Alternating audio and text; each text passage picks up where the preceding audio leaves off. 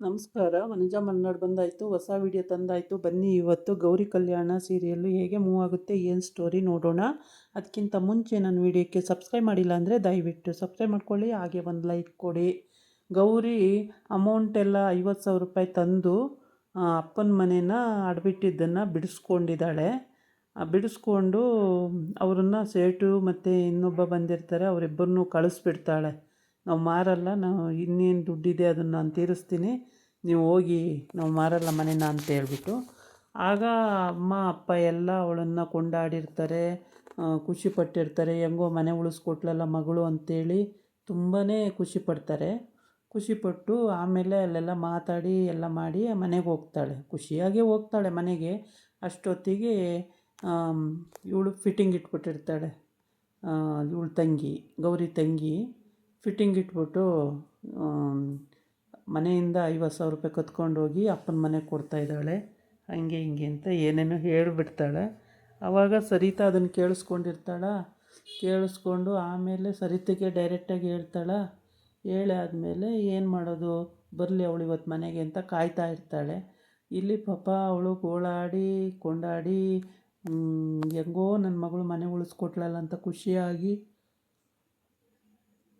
ಮನೆಗೆ ಅದೇ ಖುಷಿಲಿ ನಗಾಡ್ಕೊಂಡು ಹೋಗ್ತಾ ಇರ್ತಾಳೆ. ಎಲ್ಲರನ್ನೂ ಸೇರಿಸ್ಬಿಡ್ತಿರ್ತಾಳೆ ಮನೆ ಹತ್ರ, ಲಿವಿಂಗ್ ಹಾಲಲ್ಲಿ ಎಲ್ಲರನ್ನೂ ಸೇರಿಸಿ ಏನು ವಿಷಯ ಅಂದ್ರೆ ಬರ್ತಾಳೆ ಈಗ ಇರಿ, ಬರ್ತಾಳೆ ಇರಿ, ಇವಾಗ ಗೊತ್ತಾಗುತ್ತೆ ಅಂತ ಸರಿತಾ. ಆಮೇಲೆ ಇವಳು ಖುಷಿ ಮೋನಿಕಂಗೆ ಇವತ್ತು ಹೆಂಗಿದ್ರೂ ಸಿಗಾಕೊಂಡಿರ್ತಾಳೆ. ಸರಿಯಾಗಿ ಉಗಿತಾರೆ ಇವತ್ತೆಲ್ಲರೂ ಸೇರಿಕೊಂಡು. ಪ್ರೆಗ್ನೆನ್ಸಿ ಇಲ್ಲ ಅಂತ ಹೇಳು ಅಂತ ನನಗೆ ಆರ್ಡ್ರ್ ಮಾಡಿ ಹೋಗ್ತಾಳಲ್ಲ ಅವಳು, ಎಷ್ಟು ದಿಮಾಕ್ ಅವಳಿಗೆ ಅಂತೇಳ್ಬಿಟ್ಟು ಸಿಗಿಸ್ಬೇಕು ಇವಳನ್ನ ಅಂತ ಸಿಗಿಸ್ತಾಳೆ. ಆದರೆ ಏನೇ ಸಿಗಿಸಿದ್ರೂ ಅವಳನ್ನು ಏನೂ ಮಾಡೋಕ್ಕಾಗಲ್ಲ. ಏಕೆಂದರೆ ಅವಳಿಗೆ ಎಲ್ಲದಕ್ಕೂ ಉತ್ತರ ಇದ್ದೇ ಇರುತ್ತೆ. ಅವಳೇನು ಹಾಳು ಮಾಡಿಕೊಟ್ಟಿರಲ್ಲ, ಇನ್ನೊಬ್ಬರ ಮನೆ ಮುರಿದು ಕೊಟ್ಟಿರಲ್ಲ, ಇಲ್ಲ ಇನ್ನೊಬ್ಬರ ಮನೆ ಕದ್ದಿದ್ದು ಕೊಟ್ಟಿರಲ್ಲ. ಹಾಗಾಗಿ ಉತ್ತರ ಇರುತ್ತೆ. ಅವಳು ಎಷ್ಟೇ ತಪ್ಪ ಇದ್ರೂ ತಲೆ ಕೆಡ್ಸ್ಕೊಳಕ್ಕೆ ಹೋಗಲ್ಲ. ಆರಾಮಾಗಿ ಅವಳು ಪಾಡಿಗೆ ಅವಳು ಇದು ಮಾಡ್ತಿರ್ತಾಳೆ. ಅಂಥದ್ರಲ್ಲಿ ಇವಳು ಫಿಟ್ಟಿಂಗ್ ಇಟ್ಟೋದು, ಯಾವಾಗ ನೋಡಿದ್ರು ಫಿಟ್ಟಿಂಗ್ ರಾಣಿನೇ. ಫಿಟ್ಟಿಂಗ್ ಇಟ್ಟು ಎಷ್ಟು ಸಂಸಾರ ಹಾಳು ಮಾಡ್ತಾರೋ ಇವರೆಲ್ಲ ಗೊತ್ತಿಲ್ಲ. ಆದರೆ ಗಂಡ ಬೇಕಾಗಿಲ್ಲ, ಮನೆ ಅಂತಸ್ತು ಎಲ್ಲ ಬೇಕು, ನೇಮು ಫೇಮು ಎಲ್ಲ ಬೇಕು ಇವಳಿಗೆ. ಆ ಥರ ಇವಳು ಕೆಟಗರಿ. ಗೌರಿದು ಆ ಥರ ಇಲ್ಲ, ಬಡಸ್ತನದಲ್ಲೇ ಇದ್ರೂ ಅದು ಅನಾವಶ್ಯಕವಾಗಿ ಮದುವೆ ಆಗಬೇಕು ಅಂತ ಆಗಿದ್ದಲ್ವಲ್ಲ. ಆದರೂ ಖುಷಿಯಾಗಿ ಅವಳು ನೆಮ್ಮದಿಯಾಗಿದ್ದಾಳೆ. ಅದರಲ್ಲೇ ಡಿಸೈನರ್ ಆಗಿದ್ದಾಳೆ, ಒಳ್ಳೆಯ ಸ್ಯಾಲ್ರಿನೂ ಸಿಗ್ತಾಯಿದೆ, ತುಂಬ ಚೆನ್ನಾಗಿ ವರ್ಕ್ ಮಾಡ್ತಾಳೆ. ಹಂಗಾಗಿ ಅವಳಿಗೆ ಒಳ್ಳೆಯ ಸ್ಯಾಲ್ರಿ ಫಿಕ್ಸ್ ಆಗಿದೆ, ತೊಗೋತಾ ಇದ್ದಾಳೆ. ಅದು ಇವರಿಗೆಲ್ಲ ಗೊತ್ತಿಲ್ಲದಲೇ ಎಲ್ಲಿಂದ ತಂದು ಮಾಡೋದು ಅಂತ. ಅಯ್ಯೋ ದೇವರೇ, ಎಷ್ಟು ಇದು ಮಾಡ್ತವೆ ಅಂದರೆ, ಇವಳಂತೂ ಯಾವಾಗ ನೋಡಿದ್ರೂ ಯಾರನ್ನ ಹಿಡಿಸ್ತಿದ್ರು ಪರವಾಗಿಲ್ಲ, ಗೌರಿನ ಯಾವ ಕಡೆನಾರ ಹಿಡಿಸ್ಬೇಕು ಅಂತ ಹೊಂಚಾಕೊಂಡು ಕಾಯ್ತಾಯಿದ್ದಾಳೆ. ಅಂಥದ್ರಲ್ಲಿ ಹೀಗೆಲ್ಲ ಬಂದ್ಬಿಟ್ಲ. ಬಂದ ತಕ್ಷಣವೇ ತಗೊಳ್ಳಿ ಇವ್ರಿಗೆ ಶುರುವಾಯ್ತಲ್ಲಪ್ಪ ರೋಗ. ಏನು ಮಾಡಿದ್ರೂ ಮತ್ತೆ ಇಲ್ಲ ಅತ್ತೆ, ನಾವು ಮನೇಲಿ ಯಾರೋ ದುಡ್ಡು ಕೊಡಬೇಕು ಅಂದರು, ಅದಕ್ಕೇ ಅಲ್ಲಿ ಅಕ್ಕ ಕೊಡೋಕ್ಕೆ ಅಂತ ಹೋಗಿದ್ದಾಳೆ, ಇವತ್ತು ಹಂಗೋಗಿದ್ದಾಳೆ ಅಂತ ಹೇಳ್ತಾಳೆ. ಹೌದಾ, ಸರಿ ಬರಲಿ ಅವಳು ಅಂತೇಳಿ ಸುಮ್ಮನೆ ಇರ್ತಾರೆ. ಆಮೇಲೆ ಖುಷಿ ಇವಳಿಗೆ, ಇವತ್ತು ಸರಿ ಉಗಿಬೇಕು ಗೌರಿಗೆ. ನನ್ನನ್ನೇ, ನಾನು ಅಕ್ಕ ಆಗಿದ್ದೀನಿ, ನನ್ನನ್ನೇ ಕೆಳಗೆ ಹಾಕೋಕ್ಕೆ ನೋಡ್ತಾಳೆ. ಉಗಿಬೇಕಿವತ್ತು ಅಂತ ಕಾಯ್ತಾ ಇರ್ತಾಳೆ. ಈ ಕಡೆ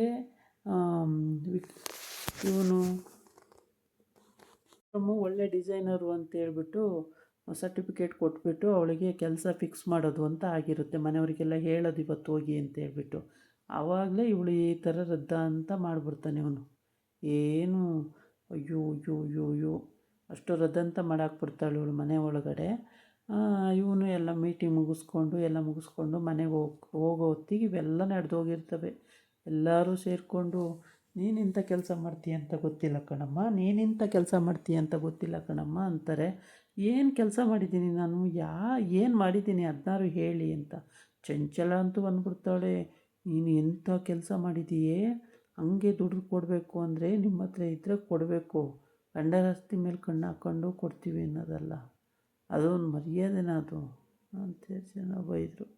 ಆಮೇಲೆ ವಿಕ್ರಮು ಇನ್ನೂ ಮನೆಗೆ ಬಂದಿಲ್ಲ, ಆಫೀಸಿನಿಂದ ಹೊರಡ್ತಾನೆ. ಆಗ ಅವನಂತೂ ಯಾರೋ ವಿಷಯನೇ ಹೇಳಿಲ್ಲ.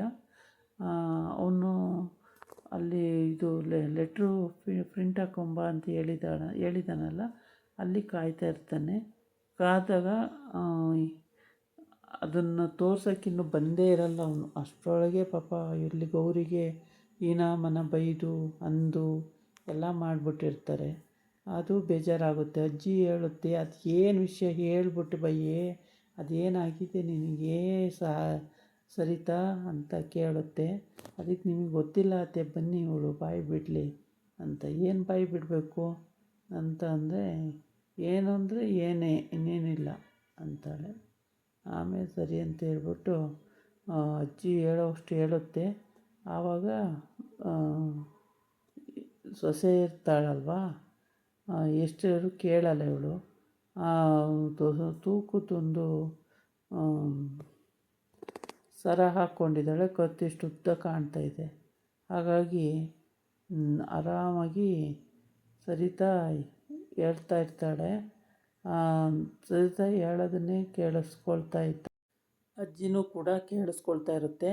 ಎಲ್ಲರೂ ಕೇಳಿಸ್ಕೊತಾರೆ. ಈ ವಿಷಯ ಹೇಳೋಂಗಿಲ್ಲ, ಬರೀ ಬೈಯೋದು ಮಾಡಿದ್ರೆ ಏನು ಅಂತ ಅರ್ಥ ಆಗಬೇಕು, ವಿಷಯ ಹೇಳಬೇಕಲ್ವ ಅಂತ ಹೇಳುತ್ತೆ. ಆಮೇಲೆ ಬನ್ನಿ ಅತ್ತೆ, ಇಲ್ಲಿ ನಮ್ಮ ಮನೆ ದುಡ್ಡು ತಗೊಂಡೋಗಿ ಇವಳು ಅವ್ರ ಮನೆಗೆ ಕೊಟ್ಟು ಬಂದಿದ್ದಾಳೆ 50,000 ರೂಪಾಯಿ. ಇಲ್ಲ ಅಂತ ಹೇಳಿ, ಇವಳು ಕೊಟ್ಟಿದ್ದಾಳೆ ಇಲ್ವ ಹೇಳಿ ಬಾಯಿ ಬಿಟ್ಟು ಕೊಟ್ಟಿದ್ದೀನಿ ಅಂತ. ಇದಾಗಿತ್ತು ಇವತ್ತಿನ ವೀಡಿಯೋ. ನಾಳೆ ಇನ್ನೊಂದು ವೀಡಿಯೋ ಜೊತೆ ಬರ್ತೀನಿ. ನಮಸ್ಕಾರ.